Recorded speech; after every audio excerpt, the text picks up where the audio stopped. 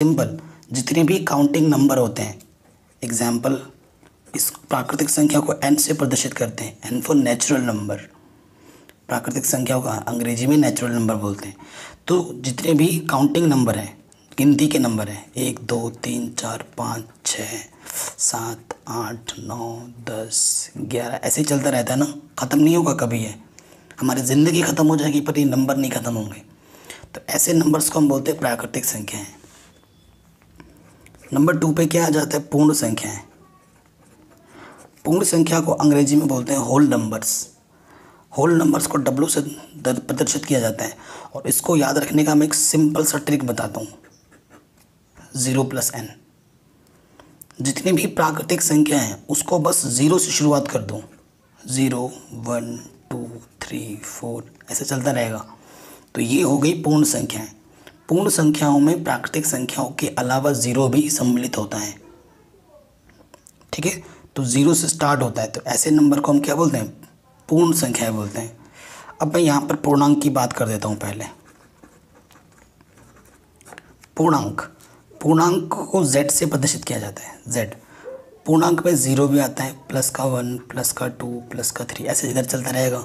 इस तरफ -1 -2 -3 -4 इधर ऐसे चलता रहेगा। तो ये सभी हमारे क्या होते हैं? पूर्णांक होते हैं। ठीक है, प्राकृतिक संख्या जान ली, पूर्ण संख्याओं के बारे में पता हो गया, पूर्णांक हमने जान लिया है। अब हम किस पे आएंगे?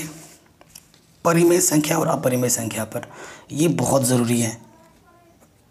देखो, परिमेय संख्या अगर पता चल गया तो ऑटोमेटिकली अपरिमेय संख्या पता चल जाएगी कि जो संख्याएं परिमेय होती हैं, जो संख्या परिमेय नहीं होती वो अपरिमेय होती हैं।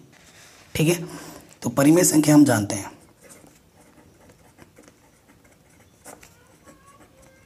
परिमेय संख्या प्रत्येक संख्या जिसे हम p/q के रूप में लिख सकते हैं। प्रत्येक संख्या जिसे हम p/q के रूप में लिख सकते हैं, जहाँ q का मान कभी 0 नहीं हो सकता, वह p व q पूर्णांक होते हैं। क्या होते हैं? पूर्णांक होते हैं।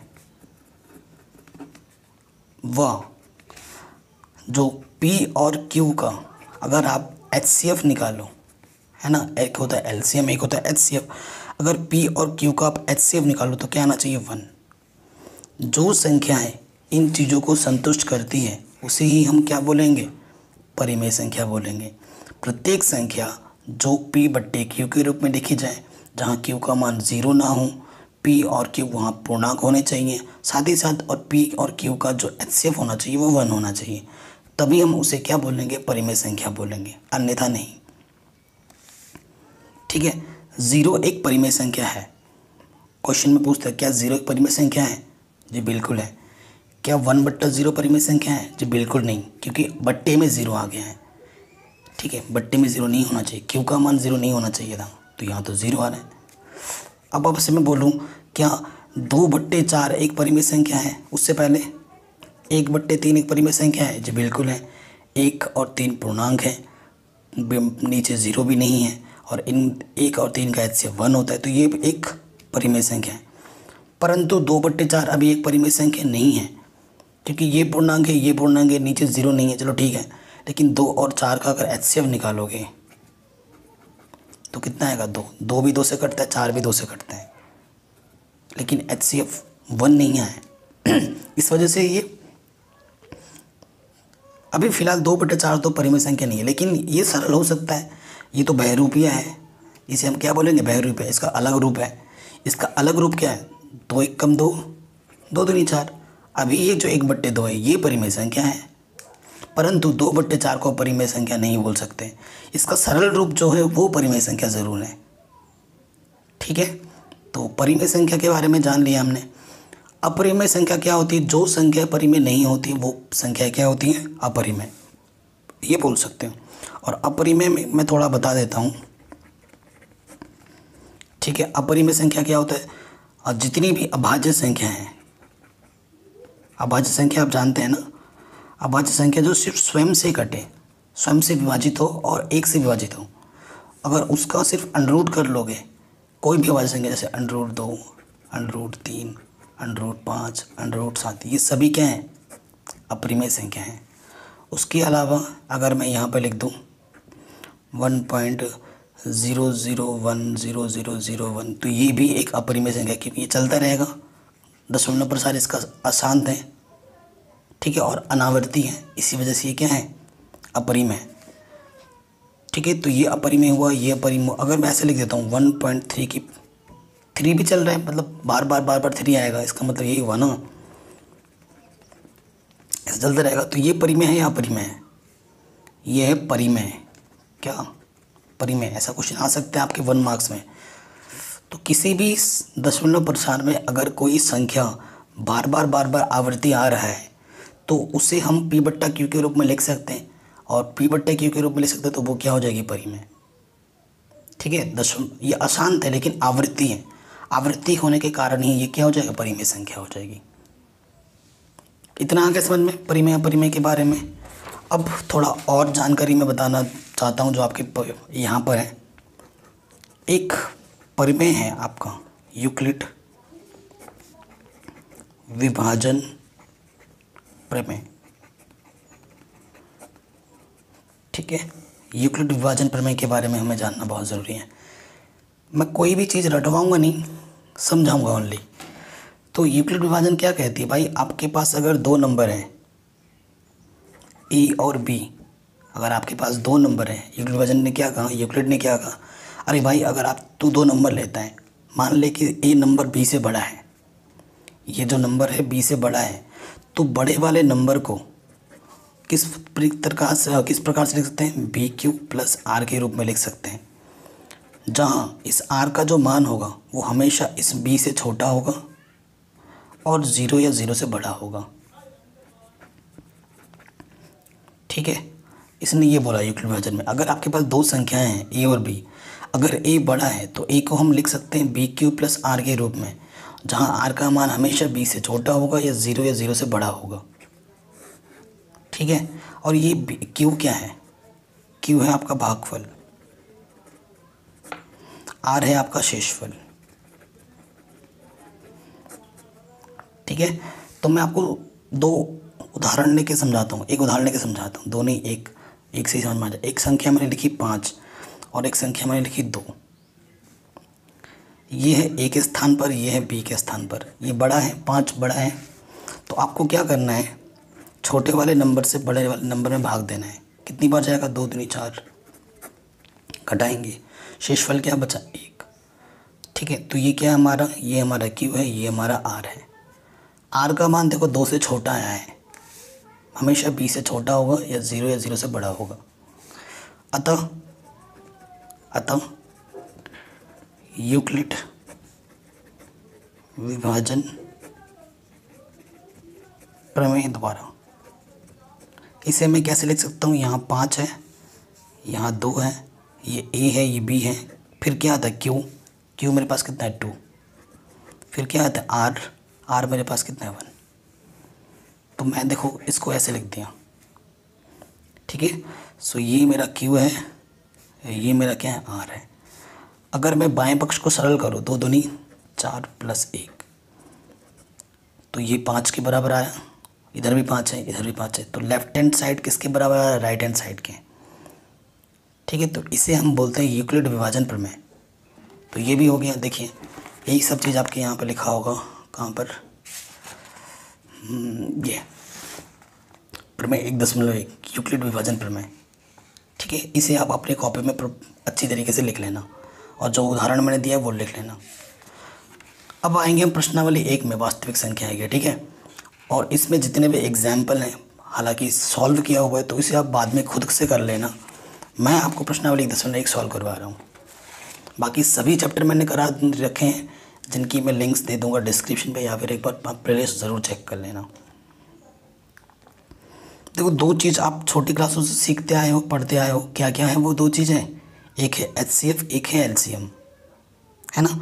HCF निकालने का जो गुणनखंड विधि है वो छोटी क्लासों से पढ़ते आए हो, लेकिन यहाँ पर किस विधि का उपयोग करना है, प्रश्न 1 नंबर में क्या बोल रहे हैं, निम्नलिखित संख्याओं का HCF ज्ञात करने के लिए यूक्लिड विभाजन एल्गोरिथम का प्रयोग कीजिए। बड़ा शानदार, ठीक है, तो हमें क्या बोल रहे हैं, यूक्लिड विभाजन से हमें क्या निकालना है, एचसीएफ निकालना है। तीनों का करेंगे, पहला क्वेश्चन भी इंपॉर्टेंट है, तीनों के तीनों इंपॉर्टेंट है, कोई सा भी एग्जाम में पूछा सकते हैं। ज़्यादा इंपॉर्टेंट आपका पहला और तीसरा है, हालांकि तीनों ही इंपॉर्टेंट है, कर लेना। पहला वाला करते हैं, 135 और 225 है। ठीक है, हमें क्या दे रखा है, 135 व 225। ठीक है, हल में आ जाओगे, हल लिखोगे यहाँ 225 बड़ा है 135 से, बड़ा है तो यहाँ के लिख दोगे यूक्लिड विभाजन प्रमेय से। आप यूक्लिड विभाजन प्रमेय से लिखने के बाद बाकी सरल करेंगे। रूल आपको पता है, ये नियम, बड़ा वाला इस तरफ आएगा बराबर छोटा वाला इस तरफ। ठीक, आपको छोटे वाले से बड़े वाले में क्या करना है, भाग देना है। भाग देना आना चाहिए आपको। यहाँ पे 3 संख्या है, यहाँ पे भी 3 संख्या है। 135 2 बार में 270 ज़्यादा हो जाता है, एक बार ही जाएगा। घटाएंगे, 5 में से 5 गया 0। ठीक है, 12 में से 3 गया, कितना जाएगा, देखो यहाँ से हासिल लेगा एक ना एक, 12 में से 3 गया, कितना जाएगा आपका 90। ठीक, सो कितनी बार गया, एक बार, और शेषफल कितना बचा, 90। ठीक, अब क्या करना है आपको, इसको और इसको लेना है। तो यहाँ पर अगर एकदम ढंग से लिखना चाहो तो ऐसे लिख सकते हो, चरण 1। ठीक, फिर यहाँ पर लिख देना चरण 2। चरण 2 में क्या होगा, 135 इधर आ जाएगा, 90 इधर। अब आपको क्या करना है, 90 यहाँ लिखना है और 135 यहाँ लिखना है। 90 एकम 90, 90 दूनी 180, ज़्यादा हो जाता है। घटाएंगे तो कितना जाएगा, 45। सो 90 एकम 90, कितना बचा, 45। ठीक, अब देखो यहाँ पर क्या है हमारे पास, एक यहाँ है, एक ये नंबर यहाँ है। सो अब क्या लिखोगे आप, चरण 3, तो यहाँ 90 आ जाएगा, यहाँ 45 आ जाएगा। ठीक है, 45 से भाग देना है किसमें, 90 में। 45 दूनी 90, हमें तब तक भाग देना है जब तक कि शेषफल क्या ना आ जाए 0। आ गया 0, कितनी बार गया, 2 बार, और शेषफल क्या आ गया, 0। वो संख्या देखिए अंतिम जिससे आपने भाग दिया है, लास्ट किससे आपने अंतिम बार भाग दिया था, 45 से, या फिर शेषफल 0 आया उसके जस्ट ऊपर वाला देखो। ठीक है, ये लिख देंगे हम। ठीक है, तो अंतिम शेषफल 0 है व भाजक कितना है, 45 है, अंतिम। अतः हमारे पास HCF क्या हो जाएगा, अतः HCF क्या होगा, 45। HCF किसका किसका, 135 और 225 का, कितना आ जाएगा, 45 आंसर। ठीक है, आराम से हो गया, कोई दिक्कत नहीं है ये।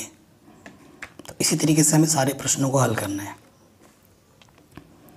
नंबर 2 पे आते हैं। नंबर 2 पे हमारे पास है 196 और 38220। ठीक है, ये नंबर है, तो वही चीज़ लिखेंगे हल में। यहाँ हल, यहाँ पर क्या है, ये नंबर बड़ी है 38220, वह छोड़ो, ये 196 से ये बड़ी है, तो यहाँ लिख दो यूक्लिड विभाजन प्रमेय से। सो यहाँ पे छोटा वाला लिखोगे 38220 और यहाँ पर 196 आ जाएगा। 196 से भाग देना है इसके अंदर।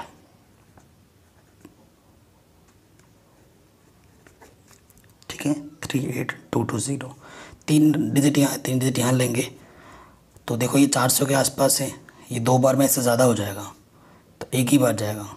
196 1 196 घटाएंगे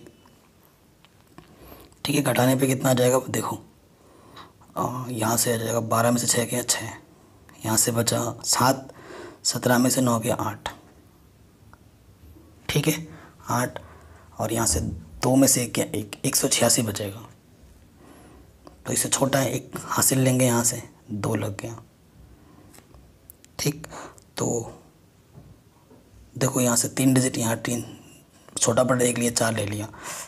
अब देखो ये 1800 है और यहाँ पर ये 200 के आसपास है, तो 2 नंबर 1800 से ज़्यादा है, तो 9 बार जाएगा, ये आइडिया लग गया।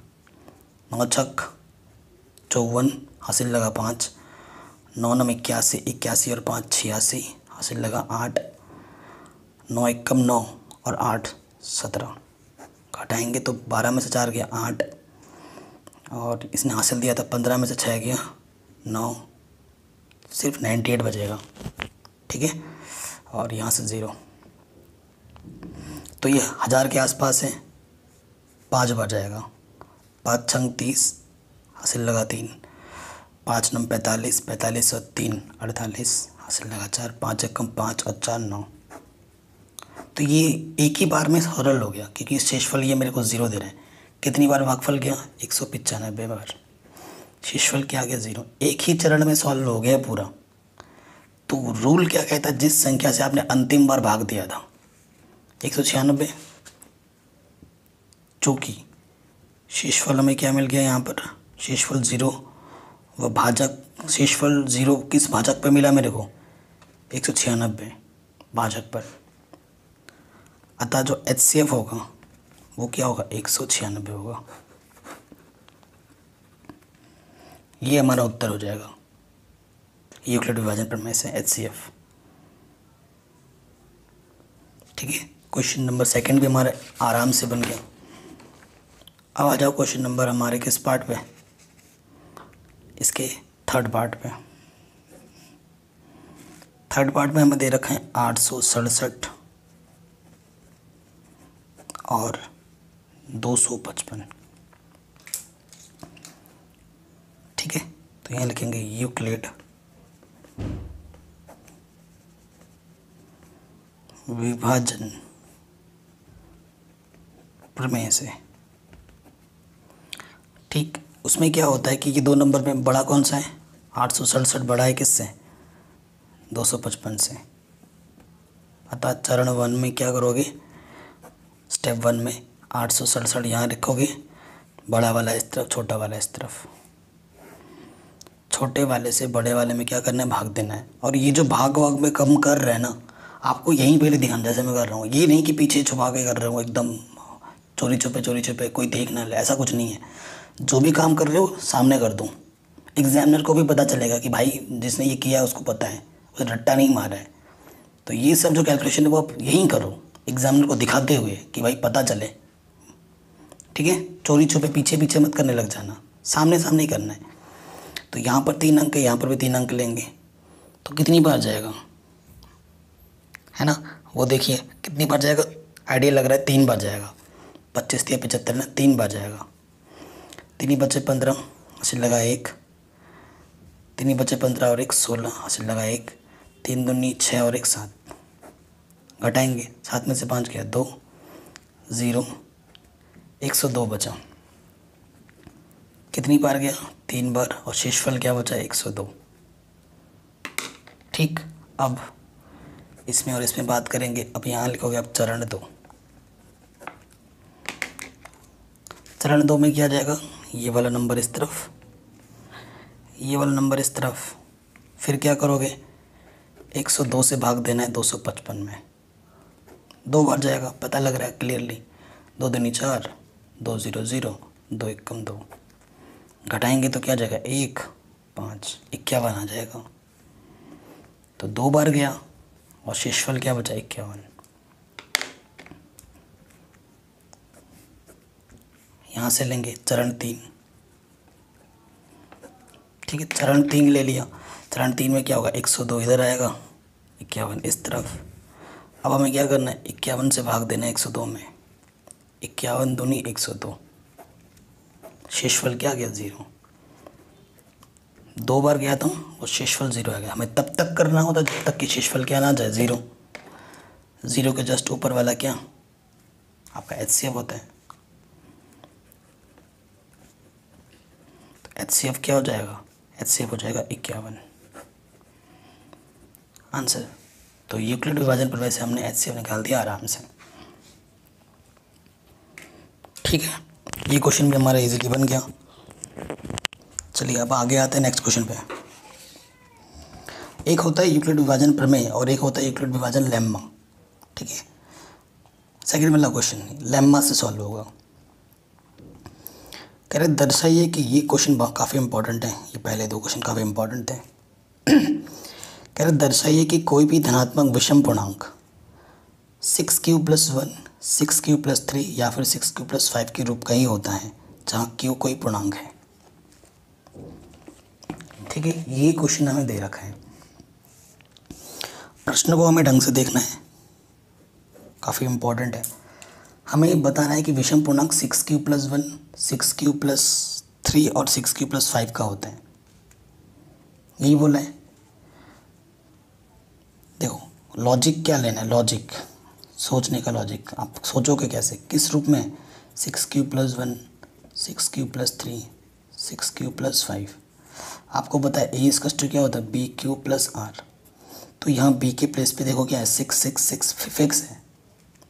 तो ये मेरे को लॉजिक लग गया। तो मैं क्या लिखूँगा, माना E एक विषम पूर्णांक है जो, यहाँ 6 6 बोला था ना, तो 6 लेना, जो 6 से बड़ा है, अर्थात B का मान क्या आ जाएगा, 6। अतः जब B का मान 6 है तो अतः शेषफल जो होगा, अतः शेषफल 6 से कम होगा। यानी कि शेषफल R का मान क्या होगा, या तो 0 होगा, 1 होगा, 2 होगा, 3 होगा, 4 होगा, 5 होगा। 6 से कम होगा, इतने ही होंगे। तो कितने केस बने, 1 2 3 4 5 6 केस बन गए। अब 6 केस पे आपको बात करनी है। अब आप क्या देखो यहाँ पर, यूक्लिड विभाजन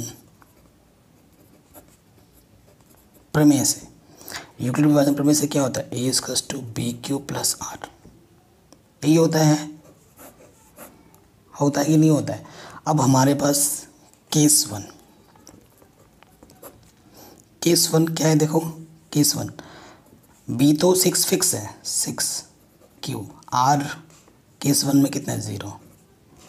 केस 1 में क्या लिखोगे यहाँ पर, जब R का मान क्या है, 0 है, ऐसे लिख देना। तो A का मान क्या आ जाएगा, 6q। ये क्या होगा, 6q क्या होगा, 6q होगा आपका एक सम संख्या। 6q क्या होगा, एक सम संख्या होगा। क्योंकि कोई भी q पूर्णांक हो, q कोई भी पूर्णांक हो, उसे 6 से गुणा करने पर, क्योंकि कोई भी संख्या हो, चाहे वो q आपका विषम हो या सम हो, किसी संख्या को सम से गुणा करने पे वो सम बन जाता है। 6 से गुणा करने पर सम संख्या बन जाती है। ठीक है, आप चाहो तो उदाहरण के रूप में देख सकते हो। मैं आपको एक उदाहरण दे रहा हूँ। मैंने q ले लिया है 3 और एक बार q ले लिया है 5, या और एक बार ले लिया है 6।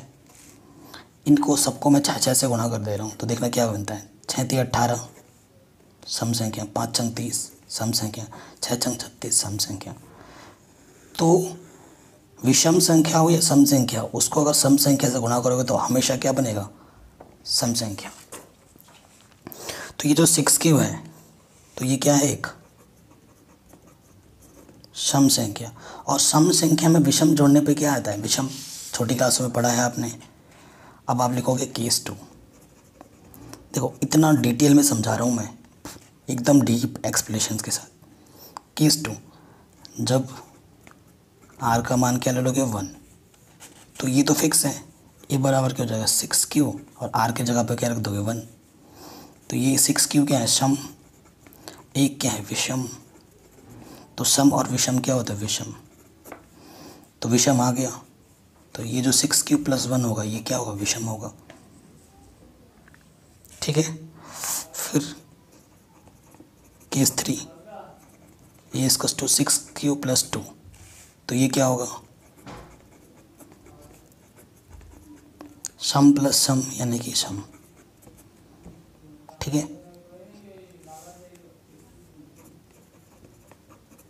केस 4 क्या होगा, जब आर का मान यहाँ 2 लिया, जब आर का मान हम क्या लेंगे 3, तो ए इक्वल्स टू क्या हो जाएगा 6Q + 3, यानी कि सम प्लस विषम क्या होता है विषम। तो ये भी विषम आ गया, ये सेकंड है। ठीक है, थर्ड लिख दिया मैंने। 6Q + 3 भी क्या आएगा विषम। केस 5, जब आर का मान आप क्या लोगे 4, तो ये क्या हो जाएगा 6Q + 4, यानी कि सम प्लस सम यानी कि सम। तो इसकी मेरे को ज़रूरत नहीं है क्योंकि मेरे को विषम बताना है ना। एंड केस 6, जब आर का मान 5 लोगो तो ए क्या हो जाएगा 6Q + 5, सम प्लस विषम यानी कि विषम।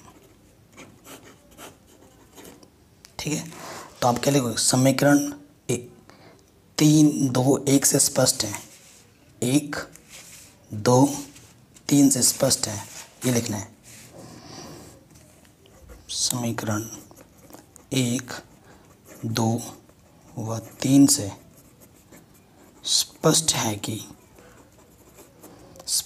कि जो भी क्वेश्चन का जो स्टेटमेंट होता है वो लिख देना है कि सभी धनात्मक विषम पूर्णांक 6Q + 1, 6Q + 3, 6Q + 5 के रूप का होता है आंसर। इस तरीके से आपको हर क्वेश्चन को प्रॉपर लैंग्वेज में लिखना है, समझना है, करना है। ठीक है, तभी आपको पूरे नंबर मिल पाएंगे। तो क्वेश्चन नंबर 3 क्या बोल रहे हैं, किसी परेड में 616 सदस्यों वाली एक सेना की टुकड़ी 32 सदस्यों वाली एक आर्मी बैंड के पीछे मार्च करना है। दोनों समूहों को समान संख्या वाले स्तंभों में मार्च करना है। उन स्तंभों की अधिकतम संख्या क्या है जिसमें वे मार्च कर सकते हैं। ठीक है, इन टुकड़ियों में उनके पीछे मार्च करना है टुकड़ी बना कर, और हमसे पूछ रहा है उन स्तंभों की अधिकतम संख्या। यहाँ पे एक वर्ड आया है, कीवर्ड बोलते हैं इस टाइप के को, है ना। इस क्वेश्चन का ये कीवर्ड है अधिकतम संख्या जिनमें वे मार्च कर सकते हैं। जब भी ऐसे आएंगे ना अधिकतम के लिए निकालना होता है HCF, और यहाँ अगर बोलता है न्यूनतम तो निकालना होता है LCM। अधिकतम के लिए क्या आएगा HCF और न्यूनतम के लिए क्या आएगा LCM।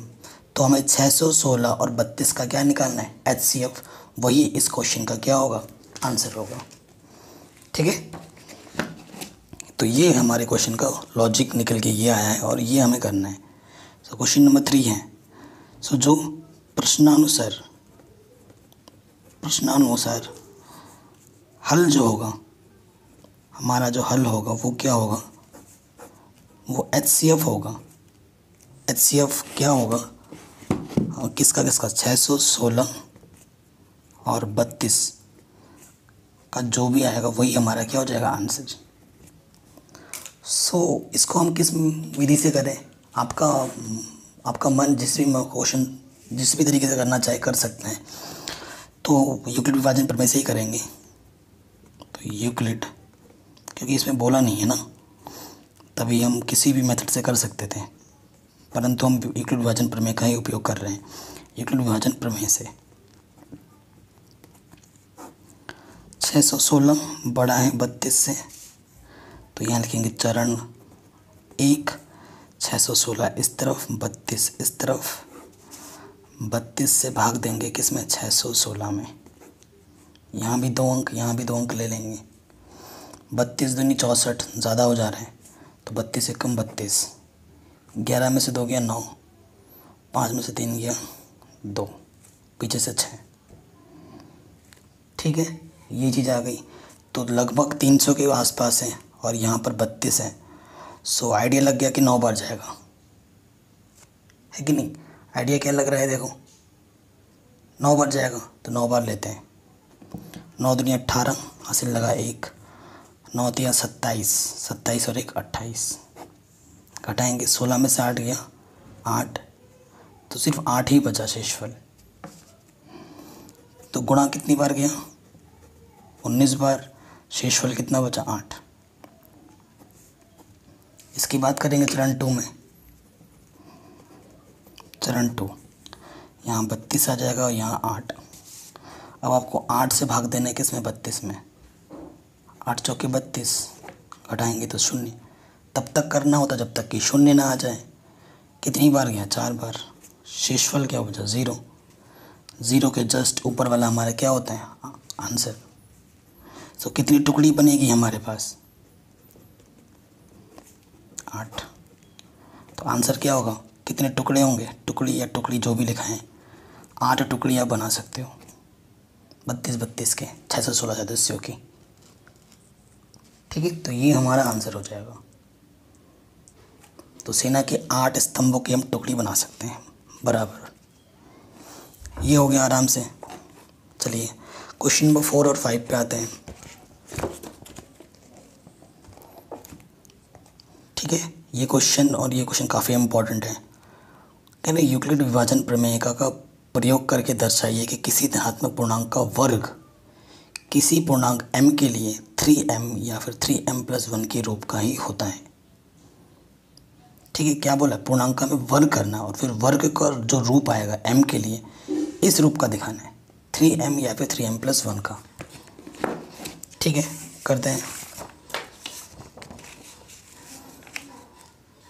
सो देखो यहाँ पर क्वेश्चन नंबर 4 है। 4 क्या है, देखो वही चीज़ है, माना पूर्णांक a के लिए। ठीक है, पूर्णांक a के लिए है 3m या 3m+1 है। तो यहाँ b क्या हो जाएगा, यहाँ b हमें लेना पड़ेगा 3, वह अर्थात जो r होगा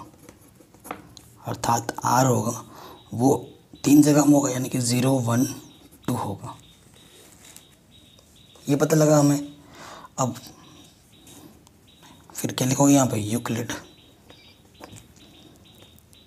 विभाजन प्रमेय से ए इसका टू क्या होता है, बी क्यू प्लस आर होता है ना। तो फिर से वही चीज़, केस 1 क्या है, जब आर का मान आप 0 लोगे तो देखो ए तो चलो फिक्स है, बी हमारा कितना है 3 है, और क्यू की जगह क्वेश्चन में एम बोल रहे हैं तो एम ले लेते हैं, और आर पहले केस में क्या लेना 0, तो ए इसका टू 3m। अब बोलोगे आंसर आ गया, गलती कर रहे हो आप, क्योंकि स्क्वायर बोला है, स्क्वायर तो अभी तक किया ही नहीं हमने। अब यहाँ पर लिखोगे स्क्वायर करने पर, यानी कि वर्ग करने पर। वर्ग जब हम कर देंगे वर्ग, ये हो जाएगी, तो ए स्क्वायर क्या हो जाएगा, 3 का वर्ग 9 m²। तो यहाँ से आप क्या कर सकते हो, 3 उभयनिष्ठ ले सकते हो, 3 तिया 9, माना ये जो 3m² को आप क्या मान लो, m मान लो। तो ए स्क्वायर क्या आ गया, 3m का रूप। यही तो मैं बताना था, या तो 3m आएगा या फिर 3m+1 के रूप का आएगा। केस 1 में हो गया। केस 2, जब r का मान आप क्या ले लोगे 1, तो a इसका टू क्या हो जाएगा 3m+1, फिर क्या करोगे वर्ग करने पर। तो वर्ग करने पर हमारे यहाँ पर क्या हो जाएगा, a² 3m+1 का। ये आपको सूत्र पता है, a + b का वर्ग क्या होता है, a का वर्ग b का वर्ग 2ab। इस सूत्र से इसको हम खोल देंगे, a का वर्ग b का वर्ग 2a × b, ठीक है। तो हम क्या करेंगे, इन दोनों पदों को एक साथ रखेंगे, 3 दूनी 6m और 1 का वर्ग 1। यहाँ से सिर्फ 3m कॉमन निकालेंगे हम, 3। ठीक है, यहाँ पर हमारा क्या था, स्क्वायर था, तो 3 बाहर निकाला तो 3 बचा अंदर, m²। 3 दूनी 6 m बचा, इसको m मान लेंगे, माना 3m² + 2m को क्या मान लिया, कैपिटल M। तो ये हो जाएगा 3m + 1 का रूप, या तो 3m आएगा या फिर 3m + 1 के रूप में आएगा। आ गया 3m + 1। केस 3 में क्या होगा, जब r = हमारे पास क्या आएगा, कितना, 2। सो a = क्या हो जाएगा, 3m + 2। फिर हमें क्या करना पड़ेगा, वर्क करना पड़ेगा।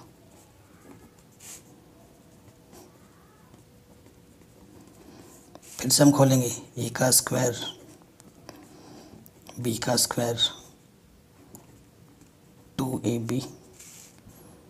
ठीक है, सो देखो इसको मैं कैसे लिखूँगा, ये हो जाएगा 9m², 2 दूनी 4 × 12 m, 2 का वर्ग 4, 4 को मैं लिख सकता हूँ 3 + 1।